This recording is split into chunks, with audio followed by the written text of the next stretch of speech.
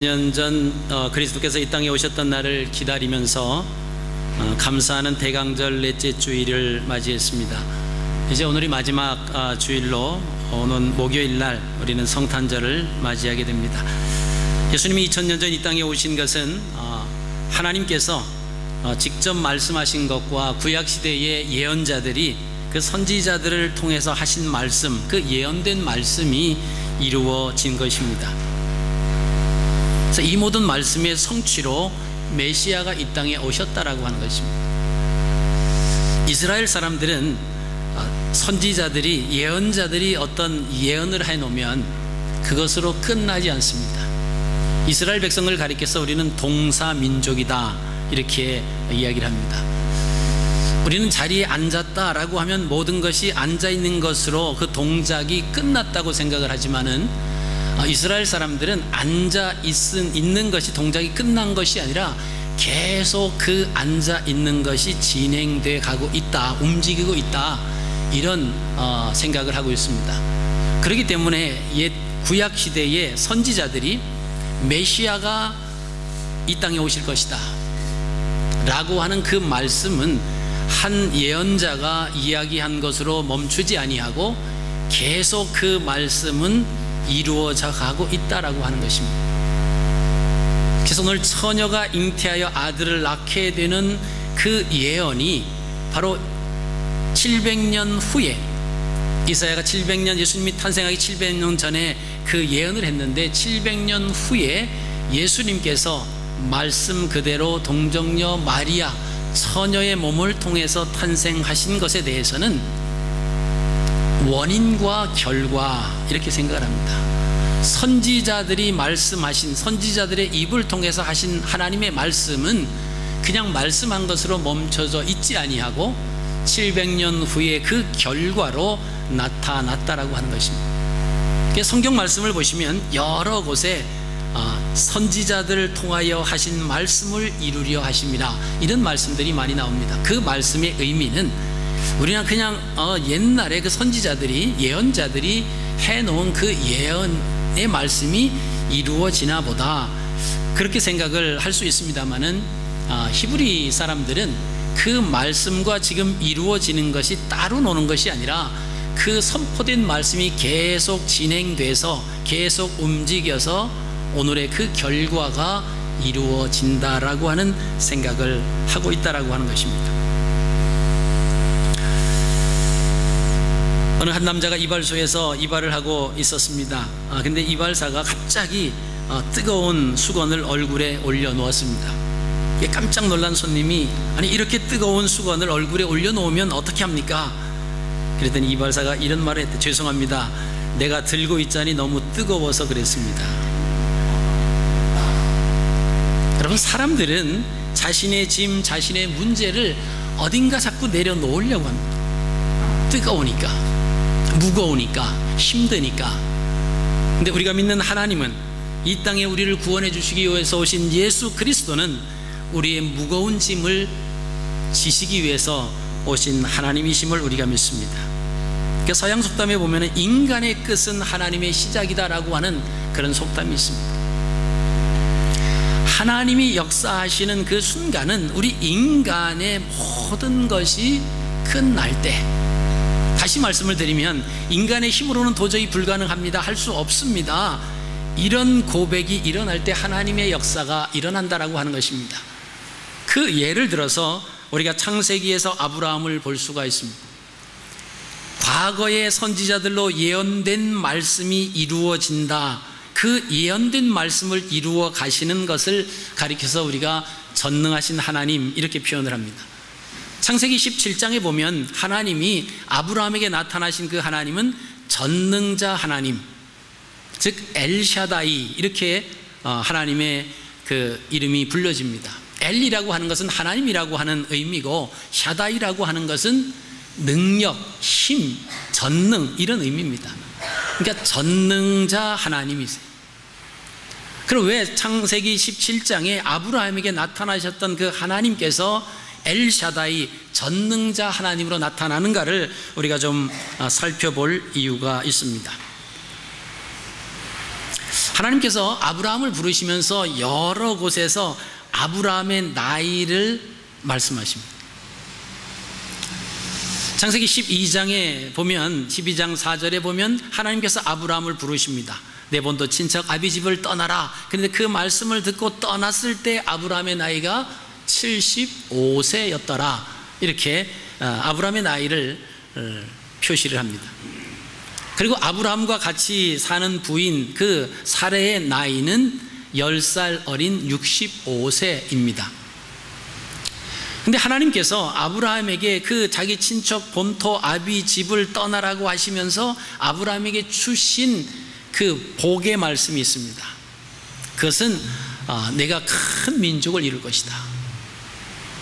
그러면서 하늘에 있는 뭇별과 같이 바닷가에 있는 모래알과 같이 내 후손이 창대하리라. 이렇게 그 약속의 말씀을 부여잡고 아브라함이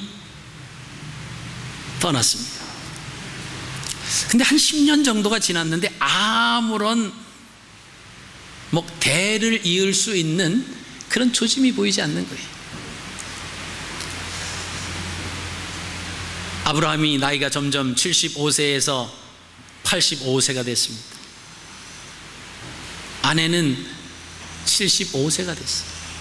그때 아브라함이 표현하는 것이 이제는 내가 자녀를 낳을 능력도 없고 아내 사레는 경수가 끊어져서 자녀를 가질 수 있는 모든 것이 끝났다. 이렇게 생각을 합니다. 막 그럴 참에 아브라함이 인간적인 방법을 사용합니다. 그 인간적인 방법이 뭐냐 하면 사라의 몸종이었던 하갈을 통해서 대를 잇자라고 하는 제안을 아내로부터 받고 아브라함이 그것을 들으니까 그것도 한 방법일 것 같아서 인간적인 방법으로 하갈을 통해서 자녀를 낳습니다. 그 자녀를 낳은 때가 아브라함이 86세였더라. 성경은 기록을 하고 있습니다. 그리고는 13년 동안 하나님은 아무런 말씀을 하고 계시지 않습니다. 아브라함이 이스마엘을 낳은 그것이 창세기 16장 마지막 절 16절에 그렇게 표현하고 있습니다. 그리고 17장에 넘어와서 그 한 절 그 사이가 13년의 침묵 시간이 흘렀다라고요. 자, 이제는 아브라함이 99세입니다. 아무리 생각해도 인간의 힘으로 능력으로 자녀를 낳을 수 있다라고 하는 것은 아니다라고 합니다.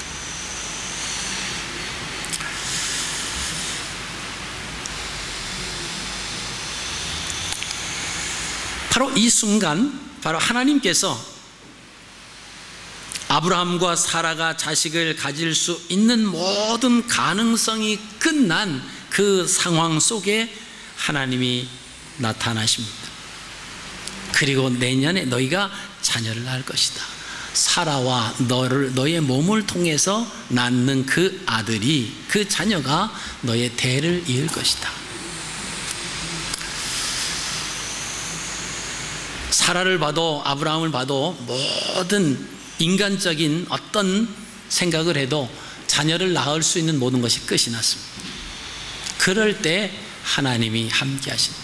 만약에 아브라함이 자기가 생산 능력이 있을 때 사라도 생산 능력을 임신을 할 수 있는 그 기간에 자녀를 낳았다라고 하면 인간은 자기가 아들을 낳았다고 얘기할 거라고. 거기서 아브라함은 엘샤다이 하나님을 최초로 만나는 주인공이 됩니다. 인간의 힘으로 도저히 불가능한 것을 이루시는 하나님. 그래서 어느 분이 성경을 이렇게 표현하더라고요. 구약 성경은 할머니가 아기를 낳은 이야기이고 신약 성경은 처녀가 아기를 낳은 이야기다. 그럼 얼마나 표현을 잘했어요. 구약에 불가능한 일이에요. 할머니가 어떻게 아기를 낳습니까? 근데 할머니가 아이를 낳았어요. 그것이 누굽니까?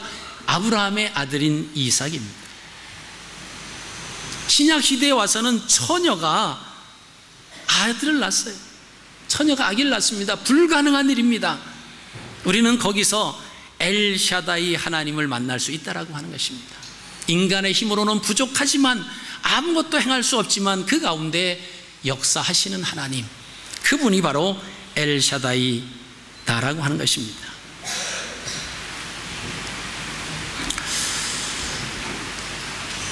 아브라함이 어느 날 이런 독백을 했을 겁니다. 24년 전 하나님이 우리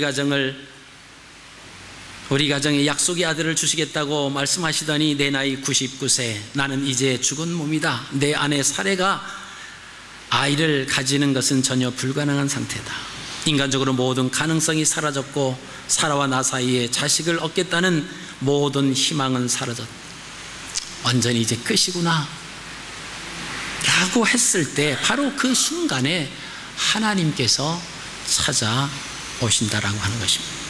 여러분, 내 인생의 한계 상황에서 찾아오시는 하나님이 엘샤다이 하나님이십니다.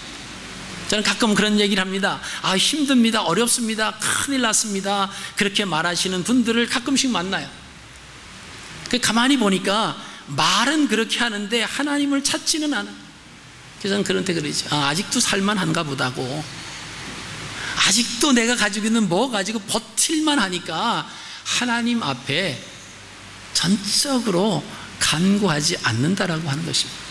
여러분, 하나님의 역사는 인간이 행할 수 있는 모든 것이 아무것도 없다라고 고백하고 인정할 그 순간부터 하나님의 역사는 임하신다라고 하는 사실입니다. 우리는 환경을 통해서, 상황을 통해서, 어떤 여건을 통해서 그래도 우리의 머리를 굴리면 거기에 온통 모든 생각과 마음이 집중되어 있습니다. 그 말은 이것을 통해서 뭔가 헤쳐나갈 수 있겠다라고 하는 그 사고에 사로잡혀 있다라고 하는 것입니다. 그러나 아무리 생각해도 아무런 방법도 어떠한 힘도 아무것도 없습니다. 자, 그럴 때는 되어지는 모든 일들이 하나님의 역사하십니다. 여러분, 이스라엘 백성들이 광야에서 40년 동안 생활했던 것, 인간의 생각으로는 도저히 불가능한 일입니다. 그 가운데서 엘샤다이, 전능자 하나님의 역사하심을 얼마나 많이 경험을 하고 만났는지 모릅니다. 근데 그것을 깨닫지 못하는, 홍해가 갈라졌음에도 불구하고 아침마다 만나가 내려짐에도 불구하고 감사할 줄 모르는 거예요. 이게 전능자 하나님이면 안 된다라고 하는 그 생각보다는 당연하다라고 하는 생각을 가졌던 그들의 모습이 오늘날 바로 우리의 모습이 아닌가 생각해 볼 필요가 있습니다. 왜 아브라함과 사라가 하나님의 약속을 기다리지 못하고 인간적인 수단과 방법으로 하갈을 택해서 이스마엘을 얻었을까요? 그것은 엘샤다이 전능자 하나님을 믿지 못했기 때문에 인간적인 방법으로 아직까지 한 가닥의 희망이 있을 때 이것이라도 해보자 라고 한 것이 이스라엘을 얻은 결과입니다. 왜 오늘 우리가 하나님의 방법대로 살지 못하고 인간적인 방법대로 문제를 해결하려고 할까요? 그것은 전능자 하나님 엘샤다이, 그 하나님을 우리가 믿지 못하기 때문에 그렇습니다. 왜 우리가 걸핏하면 낙심하고 좌절하고 원망하고 불평하며 살아가야 됩니까? 바로 전능하신 하나님이 보이지 않기 때문에 우리가 그렇습니다. 전능자라고 하는 말이 개역 개정판에 48번이나 나옵니다.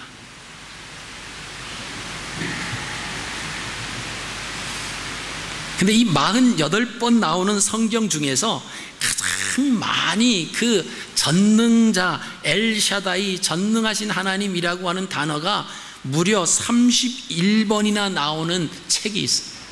그게 뭐냐 하면 욥기서입니다. 여러분, 우리가 욥기서는 욥의 고난입니다.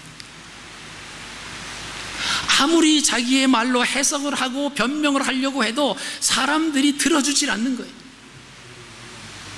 자기의 처해진 상황을 아무리 설명해도 이것을 이해가 되지 못하는 그런 상황 속에서 욥기서에 31번씩이나 전능하신 하나님이라고 하는 단어가 나온다라고 하는 것입니다. 여러분, 이것을 무엇을 말해주고 있습니까? 엘샤다이라고 하는 이 전능자 하나님은 우리가 정말 아무것도 행할 수 없다라고 고백되어지는 그 순간에 우리가 부를 수 있는 이름이요, 그 전능하신 엘샤다이, 그 하나님이 역사하실 시점이라고 하는 사실입니다.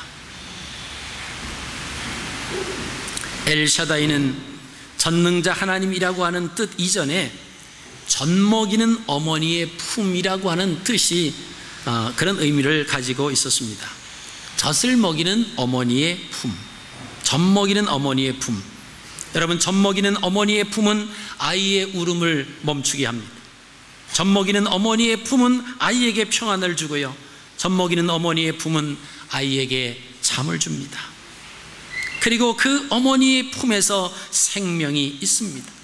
어머니의 젖을 빠는 아이에게는 적어도 그 어머니가 그에게는 전능한 존재라고 하는 것입니다. 아기에게 전혀 불가능한 일들이 어머니의 품에서 모든 것이 다 이루어지고 있다라고 하는 것입니다. 여러분, 우리의 신앙도 마찬가지입니다. 우리의 삶도 마찬가지입니다. 내 능력으로 도무지 불가능한 것들에 대한 이것이 하나님을 만날 수 있는 기회다라고 하는 거예요. 그분 앞에서 홍해가 갈라졌습니다. 그분 앞에서 여리고성이 무너졌습니다. 그분 앞에서 물이 포도주로 변했습니다. 풍랑을 잠잠케 하시고 그 무리를 걸으셨던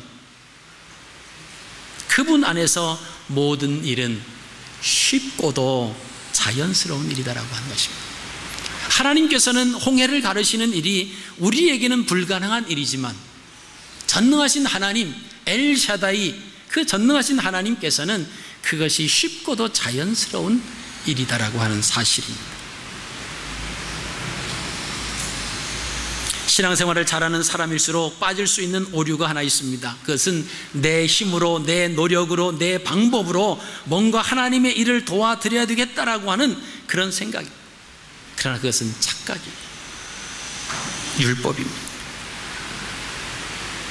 신앙은 내 능력이나 내 재능을 통해서 이루어질 수 없다라고 하는 것입니다. 100% 엘샤다이, 하나님의 능력으로, 예수 그리스도의 방법으로, 예수님 안에서, 예수님을 통해서 그 모든 일들이 일어나는 것이고, 그것이 바로 교회입니다. 그것이 기독교입니다.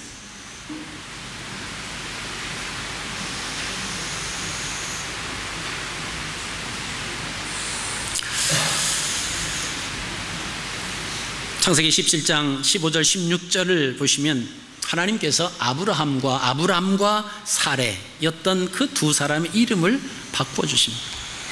아브라함이라고 하는 이름을 아브라함으로 바꿔주십니다. 사레라고 하는 이름을 사라로 이렇게 바꾸어 주십니다. 여러분, 아브라함이라고 하는 것은 나는 큰 자다, 이런 의미입니다. 근데 아브라함은 열국의 아버지라고 하는 의미입니다. 사레라고 하는 이름의 뜻은 공주라고 하는 거예요. 한 집안에 갇혀있는, 한 나라에 갇혀있는 공주. 그러나 사라라고 하는 그 이름은 열국의 어머니라고 하는 뜻을 가지고 있습니다.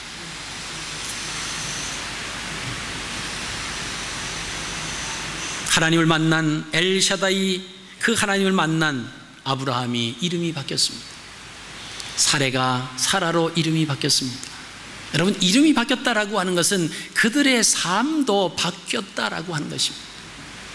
우리는 믿음 생활하는 이유가 하나님 안에서 하나님을 잘 섬기기 위해서, 하나님 말씀대로 순종하기 위해서 우리가 신앙생활을 하는 것입니다. 주일 오후 2시 30분 모든 과정을 끝나면 제자교육이 비전관에서 시작이 됩니다. 제자교육을 받고 사역자 교육을 받는 이유는 하나님의 일을 잘 하기 위해서입니다. 다른 것 아니에요. 하나님 잘 섬기기 위해서, 하나님 똑바로 섬기기 위해서 훈련을 받는 겁니다. 그 하나님을 잘 섬기는 그것이 가장 잘 표현된 것이 뭐냐? 예배입니다. 그래서 예배를 회복하지 아니하면 아무리 교육을 받는다라고 할지라도 사역자반을 졸업했다라고 할지라도 아무것도 아니다라고 하는 말을 제가 합니다.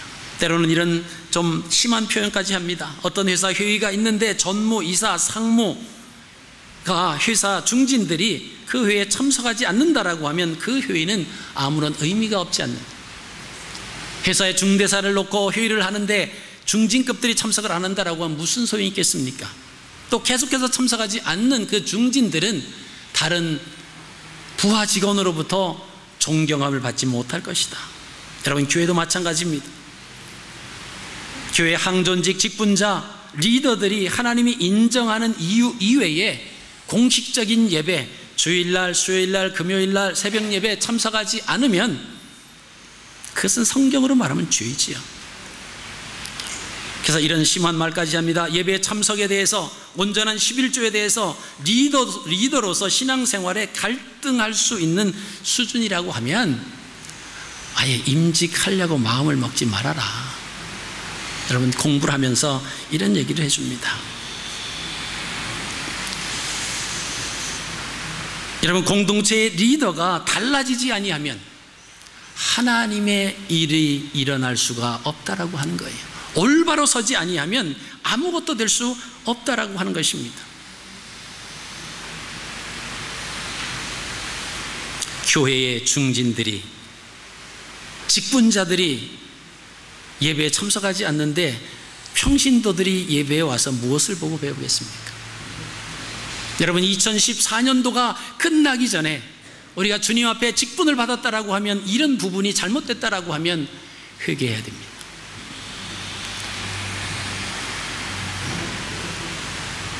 하나님이 가장 원하시는 것이 예배예요.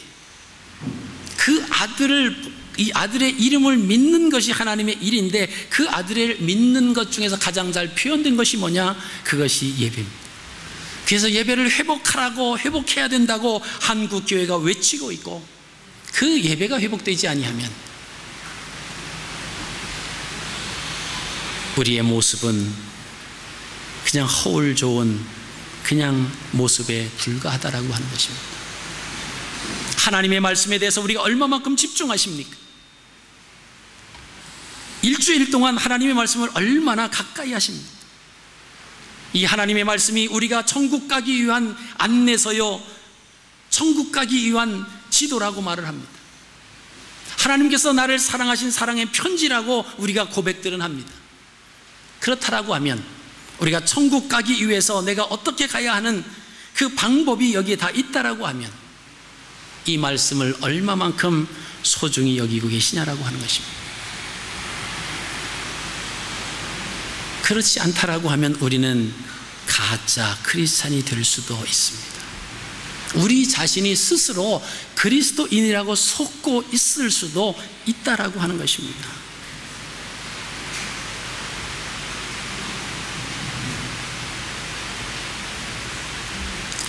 여러분, 교회에서 직분자가 얼마나 영광스러운 것인가는 우리가 설명할 필요도 없습니다.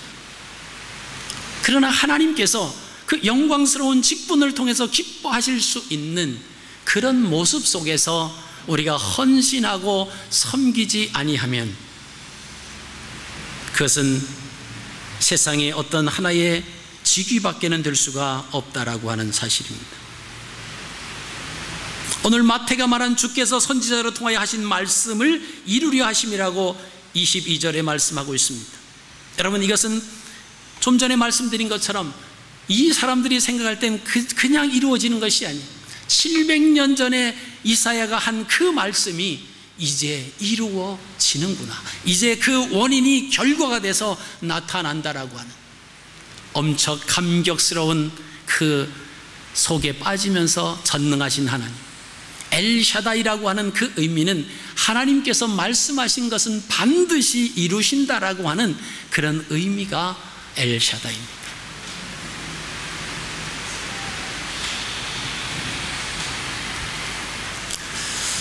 오늘 말씀을 보시면요, 창세기 3장 15절에 말씀하셨던 여자의 후손이라고 하는 예언이 성취가 됩니다. 여자의 후손. 그때만 해도, 예수님이 오실 때만 해도 이스라엘 사회가 모두가 다 부계 중심의 사회였습니다. 아버지 중심이었어요. 그런 상황에서 여자의 후손이다라고 하는 것은 메시아라고 받아들이기 참 어려운 상황입니다. 그런데 그 말씀은 이미 창세기 3장 15절에 하나님께서 말씀하신 것입니다. 그 예언된 말씀이 마태복음 기자가 볼 때 그것이 이루어지는 거예요. 여러분, 그것은 엄청난 감격이 아닐 수가 없습니다. 우리가 창세기 3장 15절 말씀을 보시면 그때 얼마나 그 에덴 동산에서 태초의 사람 아담과 하와가 하나님의 말씀의 울타리에서 에덴 동산에서 얼마나 죄 없이 살았는가를 우리가 보게 됩니다. 근데 그때 죄가 찾아 들어옵니다. 그 전까지만 해도 아담은 하와를 보면서 이는 내 뼈 중에 뼈요 살 중에 살이라, 이것을 남자에게서 취하였은즉 여자라 칭하리라, 이렇게 하와에 대해서 3번씩이나 반복하고 칭찬을 합니다. 이 창조 이래 남자가 여자에게 프로포즈하는 것 중에서 제일 1위가 뭐냐? 바로 아담이 하와에게 프로포즈한 거래요. 이는 내 뼈 중에 뼈요 살 중에 살이라. 여러분, 이 프로포즈가 아직까지 1위를 달리고 있다고 합니다. 여러분, 그런데 그런 사이였는데 아담과 하와 사이에, 그리고 하나님 사이에 금이 갑니다. 한 울타리 안에서 하나님이 거느리시면서 하나님이 교제하셨고 하나님이 말씀하셨고 함께 대화했던 그 에덴 동산에 이 세 사람이, 하나님은 사람이 아니지만 세 삼각 관계가 좋았는데 금이 가기 시작해요. 이유는 죄 때문에 그렇습니다. 하나님께서 세우신 그 창조의 질서를 뱀의 미혹을 받아서 넘어져서 하나님의 창조의 질서가 깨져버린, 그것이 죄다라고 하는 것입니다. 그로 인해서 아담과 하와는 하나님으로부터 분리됩니다. 이것이 하나님으로부터 분리됐다라고 하는 것을, 이것을 죽음이라고 말합니다. 이것이 영적 죽음이에요. 성경에서 말하는 죽음은 크게 3가지로 나눕니다. 영적 죽음이 있습니다. 이것은 육신적인 몸은 살았지만은 하나님과 분리되고 하나님과 관계가 끊어진 상태를 영적 죽음이라고 얘기합니다. 그 다음에 2번째 죽음은 우리 육과 영의 분리, 그냥 보통적인 죽음을 말합니다. 그리고 3번째는 요한계시록에 나오는 마지막 죽음입니다. 불못에 들어가는 죽음이죠. 우리가 이 땅에 살아가면서 하나님의 말씀대로 산다라고 하는 것은, 육신적인 죽음은 다 사람들이 다 갈 수 있는 겁니다. 그러나 육신적인 죽음이 임하기 전에 영적으로 죽어있던 그 사람들이 다시 회복 가능하다라고 하는 거지. 우리가 그러기 위해서 전도를 하는 겁니다. 육신의 호흡이 끊어지기 전에 하나님과 관계가 단절되었던 영적 죽음에 있는 사람들은 다시 회복 가능한 그 시기가, 그 사람의 육신이 이 땅에서 끊어지기 전까지 가능하다라고 하는 거예요. 그래서 우리가 전도를 하는 겁니다. 여러분, 어느 날 3마리의 소가 있었습니다. 검은 소, 흰소, 황소, 황색 그 소가 있었습니다. 이 3마리의 소는 힘을 합치고 있었대요.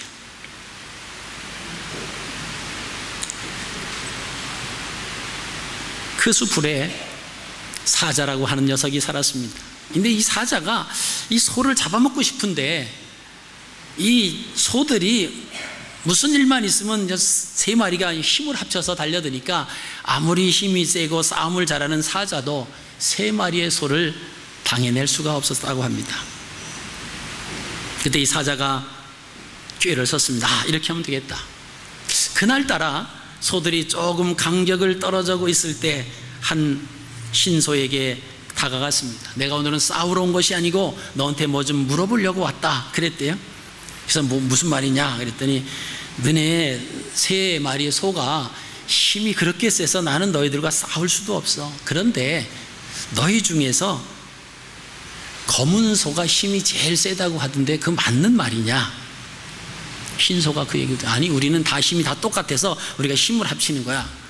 아니라고 그러던데 다 검은 소 때문에 너희가 그냥 빌부터 먹고 살다고 그러던데 흰 소가 그 얘기를 듣고 마음이 좀 상처를 냈습니다. 이 사자는 다시 검은 소에게 갔습니다. 똑같은 방법으로 물었습니다. 그리고 너희 중에 얼룩소가 힘이 가장 세다라고 하는데 사실이냐? 아니다고 우리는 다 똑같이 같이 어려우면 힘을 합한다 그러니까 아니다고 너희가 얼룩소 때문에 먹고 산다고 누가 그러더냐? 뭐 얼룩소가 그러던데 그러면서 또 검은 소를 찾아가서 흰 소를 핑계대고 그랬습니다. 이 세 마리의 소가 마음이 상했어요. 내가 그렇게 보지 않았는데 그러면서 서서히 사이가 떨어졌습니다.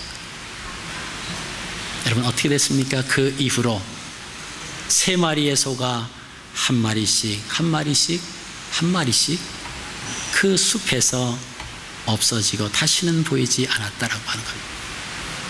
여러분 사탄이라고 하는 것은 우리가 한 마음으로 하나님을 섬기려고 하는 그 마음을 흔들어 놓는 것입니다. 우리가 하나 되지 못하게 자꾸 이간시키는 거예요. 자꾸 잘못이 있다고 이야기하는 겁니다. 그러나 여자의 후손으로 오신 메시아는 죄와 허물로 죽었던 우리를 살리시기 위해서 오셨습니다. 우리가 갈라지는 것이 아니라 하나 되게 하기 위해서 이 땅에 오신 우리 주 예수 그리스도이심을 여러분 고백하시기를 바랍니다. 선지자들을 통해서 하신 말씀이 성취되었습니다. 히브리인들에게 메시아가 되는 조건을 우리가 두 주 전에 함께 나눴습니다. 첫째는 혈통적으로 증명이 되어야 되고 율법을 통해서 증명이 되어야 되고 선지자의 말씀이 이루어지는 것에 대해서 일치가 돼야만 그분을 메시아라고 받는다고 그랬습니다. 여러분 그 말씀들이 예수 그리스도에게 그대로 이루어졌습니다. 메시아의 탄생은 미가서 5장 2절에 내가 작은 성 베들레헴 그 땅에서 탄생하실 거라고 하는 그 말씀도 예언되어 있습니다. 2000년 전 유대 땅 베들레헴에 오신 예수 그리스도를 그분의 은혜를 힘입어서 우리는 영원한 죽음에서 영원한 생명으로 옮겨졌습니다. 예수 그리스도의 이름으로 죄사함을 얻어서 하나님 앞으로 더 가까이 갈 수 있는 길이 열려졌습니다. 양자됨의 은혜를 입어서 하나님을 아바 아버지라고 우리가 부를 수 있는 하나님의 자녀의 특권을 얻게 되었습니다. 여러분 이것이 복음이에요.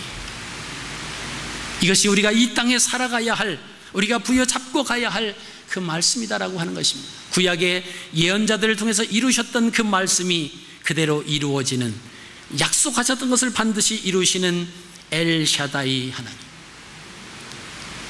2014년도 성탄이 이제 며칠 앞으로 다가왔습니다. 우리의 삶 속에서 전능하신 하나님, 그 전능자 하나님을 우리가 만나셨습니다. 그리고 그 전능자 하나님을 만남으로 인해서 우리의 이름이 바뀌어졌습니까? 이름이 바뀌어졌다라고 하는 것은 내 삶 속에서 내 마음과 내 삶이 얼마만큼 바뀌어졌냐라고 하는 말씀입니다. 그리고 그분이 이 땅에 오셔서 죄와 허물로 죽을 수밖에 없던 우리를 하나 되게 하시고 하나님과 화목해 하기 위해서 오신 그 예수 그리스도의 죽음이 결코 헛되이 우리가 받아서는 안 될 것입니다. 우리가 믿음 안에서 하나님의 주신 사랑 안에서 믿음을 지키기 위해서 우리가 견고하게 서 있지 아니하면 세 마리의 소를 향해서 달려왔던 사자의 그 괴략처럼 어둠의 세력들이 우리의 마음을 상하게 하고 우리를 갈라지게 하고 문제를 만들고 그래서 결국은 모두가 멸망당할 수밖에 없는 그곳으로 몰아갈 수 있습니다. 여러분 요사이 수없이 떠돌아다니는 이야기들이 있습니다. 전쟁의 소문이 일어나고요, 예수님이 오신다라고 하는 소문도 일어나고, 마지막 때에 뭐 프리메이슨이다, 베레칩이다, 뭐 여러 가지 이야기가 나서고 있습니다. 그런 이야기를 들을 때마다 우리는 두렵고, 그런 말을 접할 때마다 마음이 편하지 않습니다. 그러나 여러분 분명히 기억하셔야 할 것은 요한계시록에 나오는 그 무시무시한 재앙들 여러분 기억하십시오. 그러나 요한계시록이라고 하는 것은 두 가지의 큰 맥락이 요한계시록에 있습니다. 하나는 신랑을 만나는 준비된 신부가 영광의 혼인잔치에 들어가는 그 한 가닥이고, 또 하나는 정말 무시무시한 멸망과 저주와 마지막 죽음, 영원한 죽음을 말하는 그런 재앙과 심판이 있습니다. 이 두 가지 중에서 우리는 둘 다 선택을 할 수가 없습니다. 그 중에서 하나인데, 우리가 예수 그리스도를 믿는 하나님의 자녀라고 하면 요한계시록 뒷부분에 나오는 무시무시한 그런 재앙과 심판은 사실이지만 우리와는 상관이 없다라고 하는 것입니다. 우리가 예수 그리스도를 믿는다라고 하면 우리는 신랑 되신 예수 그리스도를 잘 맞이할 수 있는 신부로서 준비하며 또 감격하며 기다리며 기뻐하며 그 신랑 오실 분을 기다려야 된다라고 하는 것입니다.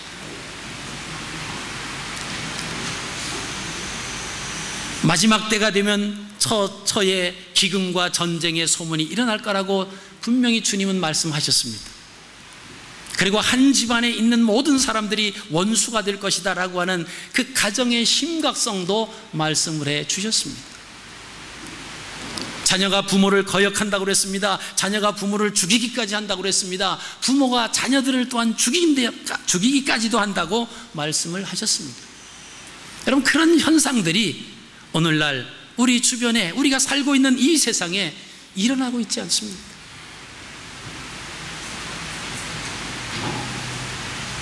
거짓과 이적과 기사를 통해서 적 그리스도가 나타나서 내가 예수라고 재림주라고 말할 때가 오리니 그 때가 되면 때가 가까워 온 줄로 너희는 알아라, 이렇게 말씀하십니다. 그 사실 때문에 두려워할 것이 아니라 그 사실이 깊어지면 깊어질수록 우리가 기대하고 있는 것은 예수님이 오신다라고 하는 사실입니다. 그 예수님이 오셔서 우리를 맞아 주시겠죠. 저는 예수님 앞에서도 잘했다, 충성된 종아, 잘했다, 내가 정말 잘했다, 최선을 다했다, 너가 정말 위대한 일을 했다, 그러한 칭찬을 저는 기대하지는 않습니다. 단지 주님께서 저를 향해서 악하고 게으른 종이라고 하는 책망만 없다라고 하면 저는 만족합니다. 우리가 하나님의 말씀을 모르면 얼마나 악하고 게으른 종의 모습이 되는지를 우리가 너무나 잘 알고 있습니다. 그래서 하나님의 말씀을 알기 위해서는 하나님께서 우리에게 써서 안겨준 그 말씀을 가지고 우리가 씨름하지 아니하면 하나님의 말씀을 엉뚱하게 해석하고 엉뚱하게 적용하다 보니까 불안과 초조와 근심과 좌절 속에 살아가고 있습니다. 예수님께서 마지막 때 오시는데 예수 믿는 사람들이 다 그냥 죽어서 근심과 걱정으로 그냥 온갖 우거지상을 하고 그 신랑을 맞이하면 신랑이 기분 좋겠습니까? 여러분, 그 요한계시록에 나오는 그 모든 것들은 믿지 않는 사람들이 마지막 때 당해야 할 내용들을 요한이 밤모섬에서 보고 기록한 것들입니다. 우리가 정말 예수 그리스도를 믿고 하나님의 아들 예수 그리스도께서 우리의 죄를 사해 주신 것을 믿고 확신한다라고 하면 그런 두려움에서 벗어나야 됩니다. 신랑을 맞이하기 위해서 등불을 준비해야 되겠다라고 하는 이 마음이 있어야지, 이 재앙과 이 심판과 이 엄청난 것에 대한 내가 어떻게 싸워서 어떻게 견뎌낼 수 있을까? 우리가 할 수 있는 것은 아무것도 없습니다. 전능하신 하나님 앞에 순종하는 거예요. 그 예수 그리스도를 우리가 바라는 겁니다. 다른 것이 없습니다. 우리가 자칫 잘못 생각하면 우리가 스스로 속을 수 있습니다. 하나님을 믿는다라고 말은 내걸면서 하나님을 믿는 모습이 아닌 하나님이 싫어하시는 모습 속에 우리가 들어갈 때가 많이 있습니다. 여러분, 2014년도 이제 앞으로 주로는 한 주 남았습니다. 한 10여일 남았습니다. 여러분, 2015년도 돼서 2015년도를 계획하고 이렇게 살아야 되겠다, 그렇게 계획을 세우지 마시고 한 열흘 동안 남은 기간 동안 내가 지금까지 하나님 말씀대로 살지 못했다라고 하면, 우리가 하나님이 좋으신 것은 회개하면 하나님이 용서해 주시잖아요. 회개하면 하나님이 기억조차도 안 하신다고 그랬습니다. 죄를 지었을지라도 그것을 깨닫고 잘못을 뉘우치고 회개하면 하나님은 사해 주신다고 그랬습니다. 우리의 잘못이 있으면 고백하고 하나님 앞에 회개하고, 사람들에게 잘못한 거 있으면 사람들에게 회개하고 용서를 구하고, 그리고 2015년도 정말 하나님께서 또 이 한 해를 허락해 주신 그 기쁨과 그 감격을 가지고, 그 기대를 가지고, 기쁨을 가지고 2015년도를 출발하시는 저와 여러분들이 되시기를 주님의 이름으로 축복합니다. 살아계신